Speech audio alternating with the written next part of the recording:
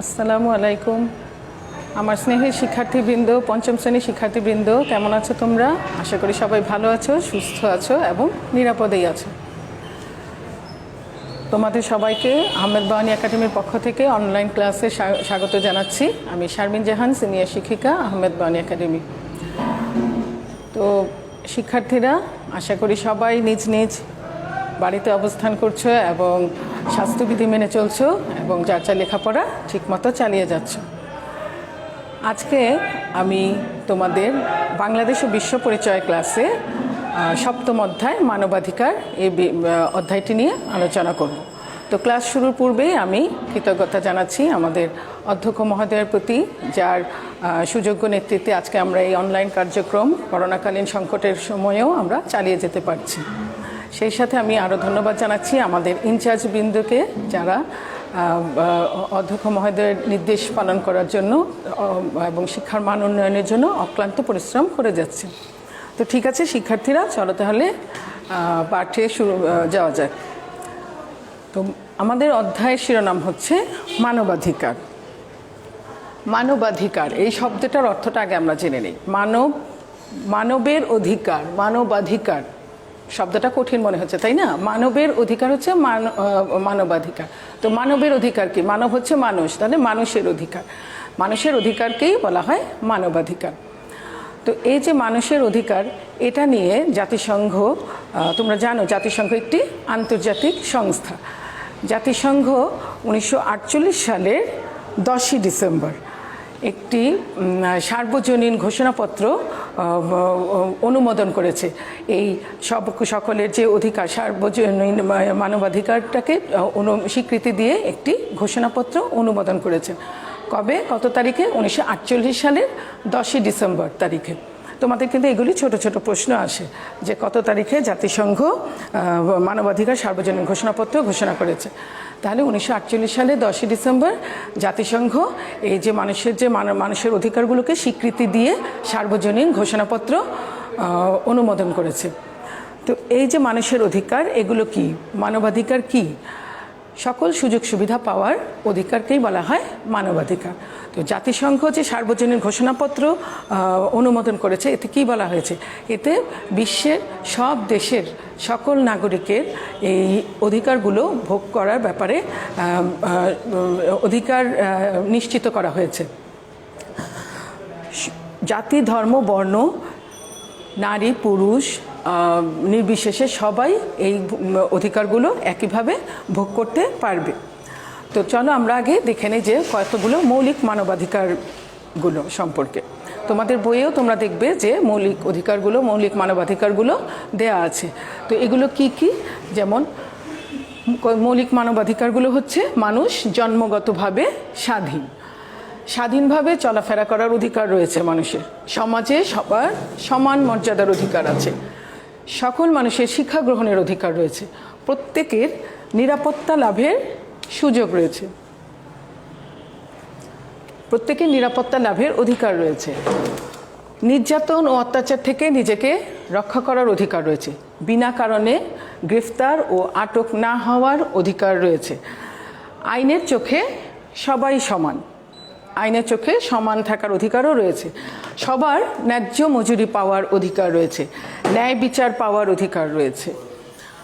সম্পত্তি, প্রত্যেকের নিজ নিজ সম্পত্তি ভোগ করার এবং সংরক্ষণ করার অধিকার রয়েছে। নিজ নিজ ধর্ম পালনের অধিকার রয়েছে। চিন্তা ও নিজ চিন্তা ও মত প্রকাশের অধিকার রয়েছে। নারী পুরুষের সমান অধিকার রয়েছে। এগুলো হচ্ছে মানুষের মৌলিক মানবাধিকার। তো এই যে মানবাধিকার, আমরা কি করব? এই মানবাধিকার রক্ষায় আমরা কাজ করব, সকলকে সচেতন করে তুলব এবং কেউ কোনো মানবাধিকার লঙ্ঘন করলে তার বিরুদ্ধে আমরা ব্যবস্থা নিব এবং প্রয়োজনে প্রতিরোধ গড়ে তুলব। শিক্ষার্থীরা, তোমাদের এই অধ্যায়ে 4টা পাঠ রয়েছে। তো আমরা সংক্ষেপে সবগুলো পাঠ নিয়ে আলোচনা করব, তবে একটু সংক্ষেপে, যেহেতু আমাদের রমজান মাস এবং প্রায় ইফতারের সময় অনেকটা ঘনিয়ে এসেছে। তো সংক্ষেপে আমি আলোচনাগুলো করব। পার্ট 2-এ তোমাদের যেটা দেওয়া আছে সেটা হচ্ছে কি? অটিস্টিক শিশুর অধিকার। অটিস্টিক শিশুকে আমরা জানি যে প্রত্যেকটা শিশুই কিন্তু একে অপরের থেকে আলাদা। কেউ চঞ্চল, কেউ শান্ত, আবার কেউ দলবদ্ধ হয়ে থাকতে পছন্দ করে, কেউ আবার একা একা থাকতে ভালোবাসে। তো অটিজম কিন্তু একটি অটিস্টিক শিশুরা অটিজম সমস্যায় আক্রান্ত। এই অটিজমটা কি? অটিজম হচ্ছে একটা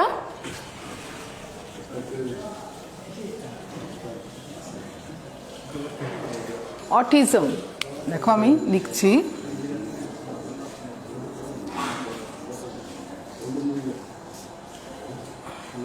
অটিজম কিন্তু কোনো মানসিক রোগ নয়। অটিজম হচ্ছে শিশুর বিকাশগত, মস্তিষ্কের একটি বিকাশগত সমস্যা। যখন মস্তিষ্কের বিকাশ ঠিকমতো হতে পারে না, তখনই এই অটিজম রোগে আক্রান্ত হয়। তো এই ধরনের শিশুরা কেমন হয়? এই ধরনের শিশুরা কিন্তু কারোর সাথে এরা দলে কাজ করতে পারে না, তারপরে এরা অন্যের স্পর্শে এরা আটকে ওঠে, তাদের ভাষার ব্যবহারও ভিন্ন, তারা একটা কাজ একটানা করতে থাকে। কিন্তু এদেরকে যদি যত্ন নেওয়া হয় তাহলে এরা কিন্তু আবার স্বাভাবিক শিশুর মতোই বেড়ে উঠতে পারে, এদেরও বিকাশ ঘটতে পারে। তো আমরা জানবো যে অটিস্টিক শিশুর বৈশিষ্ট্যগুলো কী কী।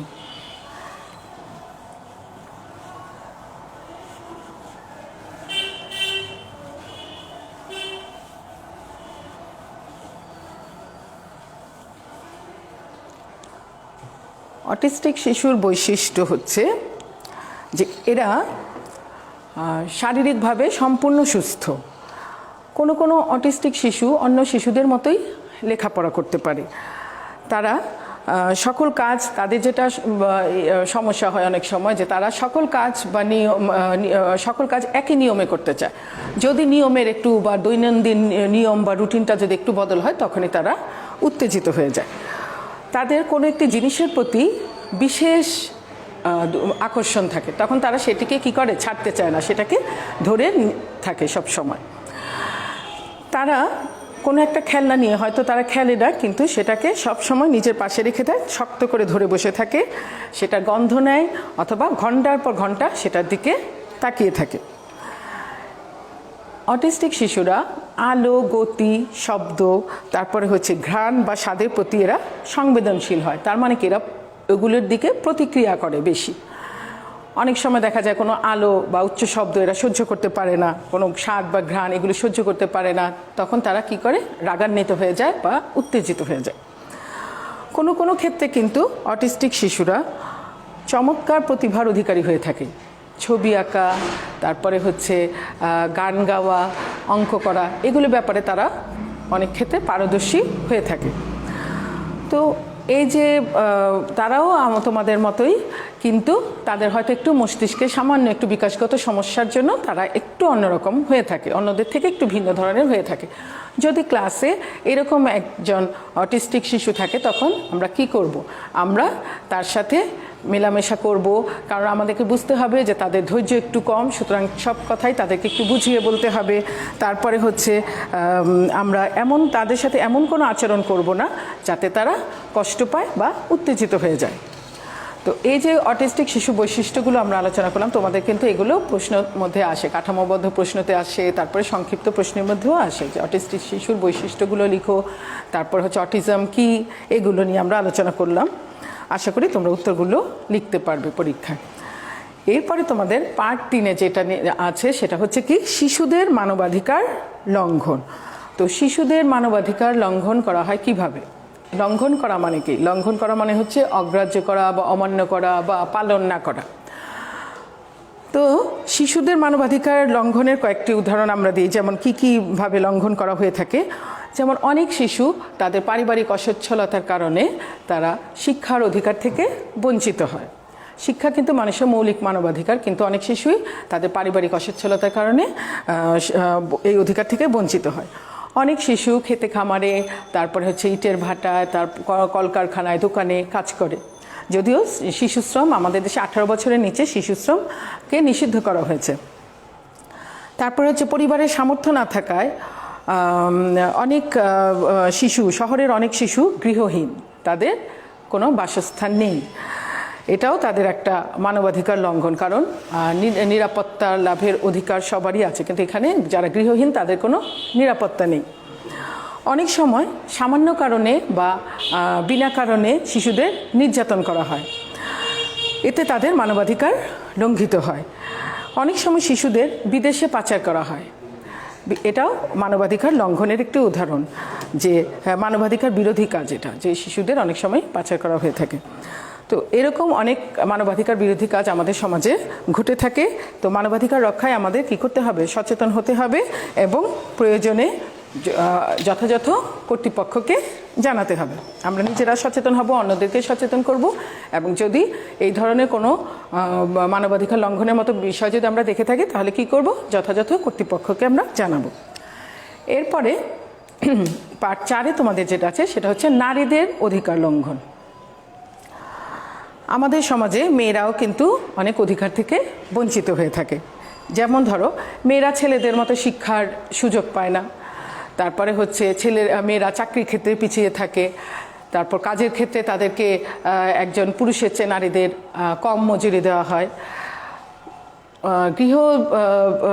যারা গৃহস্থালী কাজে যে সহায়তাকারী যে মেয়েরা থাকে তাদেরকে অনেক সময় ভালো খাবার, চিকিৎসা সেবা এবং পারিশ্রমিক প্রদান করা হয় না। অনেক সময় তারা নির্যাতনের শিকার হয়।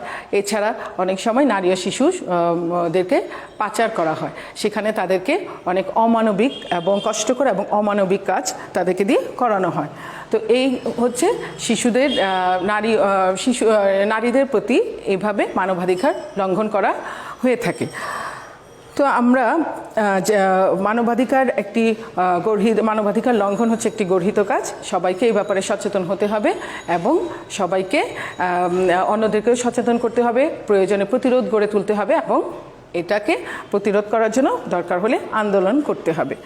তো তোমাদের এই অধ্যায়ের মধ্যে এই 4টা বিষয়ই ছিল, যে প্রথমে হচ্ছে তোমাদের মৌলিক মানবাধিকারগুলো কি কি, তারপরে হচ্ছে অটিস্টিক শিশুদের অধিকার এবং অটিস্টিক শিশুদের বৈশিষ্ট্যগুলো, তারপরে যেটা আছে সেটা হচ্ছে শিশুদের মানবাধিকার কিভাবে লঙ্ঘন করা হয়, এর পরের পাঠে আছে নারীদের অধিকার কিভাবে লঙ্ঘন করা হয়।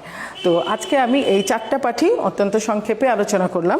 তো তোমাদের একটি আমি বাড়ির কাজ দিয়ে দিচ্ছি, আশা করি তোমরা এটা বাড়িতে প্র্যাকটিস করবে। তোমাদের আমি কাঠামোবদ্ধ প্রশ্ন দিচ্ছি। কলম কি আর আছে?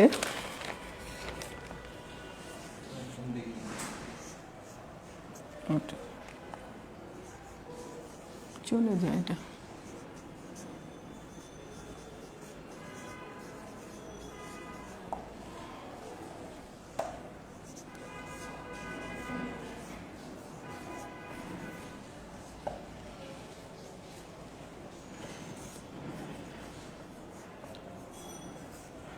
নাফিস চমৎকার ছবি আঁকে, কিন্তু সে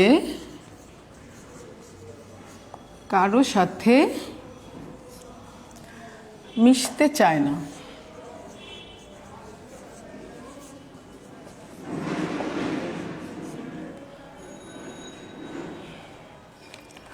সে কোন ধরনের শিশু?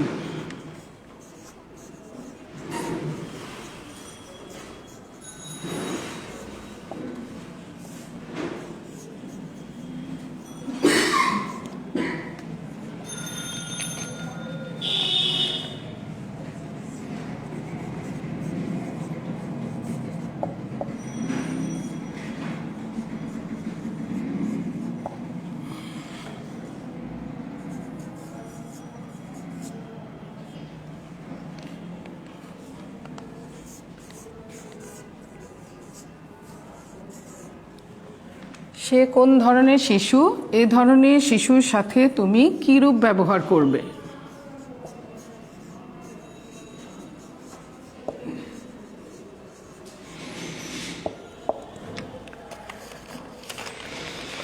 নাফিসের মতো শিশুদের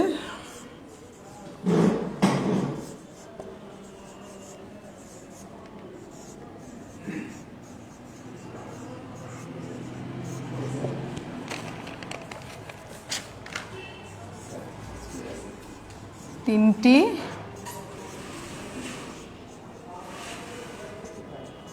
বৈশিষ্ট্য লেখো।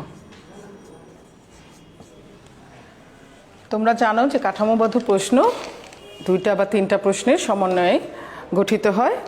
তো এখানে দেখো প্রশ্নটা, নাফিস চমৎকার ছবি আঁকে কিন্তু সে কারোর সাথে মিশতে চায় না, সে কোন ধরনের শিশু? তাহলে এখানে বোঝা যাচ্ছে যে সে কোন ধরনের শিশু, সে একটি অটিস্টিক শিশু। এই ধরনের শিশুর সাথে তুমি কীরূপ ব্যবহার করবে? আমরা আলোচনা করেছি যে এই ধরনের শিশুর সাথে কীরূপ ব্যবহার করতে হবে, তাদের সাথে ভালোভাবে মিশতে হবে এবং তারা যাতে উত্তেজিত না হয় এমন কোনো আচরণ করব না যাতে তারা উত্তেজিত হয়ে যায় বা রাগান্বিত হয়ে যায়। তারপরে নাফিসের মতো শিশুদের 3টি বৈশিষ্ট্য লেখো। এখানে হচ্ছে নাফিস যেহেতু অটিস্টিক শিশু, তাহলে অটিস্টিক শিশুদের যে বৈশিষ্ট্যগুলো এতক্ষণ আলোচনা করেছি সেখান থেকে 3টি বৈশিষ্ট্য লিখতে হবে, পড়তে হবে সবগুলো বৈশিষ্ট্যই। প্রশ্নতে যে কয়টা বৈশিষ্ট্য লিখতে বলা হবে সে কয়টা বৈশিষ্ট্যই লিখতে হবে। তো তোমরা এটা একটু বাড়িতে এই উত্তরটা তৈরি করো, আর আমাদের পরের ক্লাসে যেদিন আবার ক্লাস হবে হয়তোবা তোমাদের সাথে আবার দেখা হবে নতুন একটা অধ্যায় নিয়ে। ঠিক আছে, ততদিন ভালো থাকো সবাই। সামনে ঈদ, সবাইকে ঈদের শুভেচ্ছা জানাচ্ছি। এবং ঈদ হলেও এখন বাইরে আসলে বের হওয়ার বা কোথাও বেড়াতে না যাওয়াটাই ভালো। বাড়িতে থেকে আনন্দ, ভাই বোন মা বাবা সবাই একসাথে আনন্দ করবে, সেটাই সবার জন্য ভালো এবং নিরাপদ। তো সবাই ভালো থাকো, সুস্থ থাকো। আর এই বলে আজকের ক্লাস এখানেই শেষ করছি।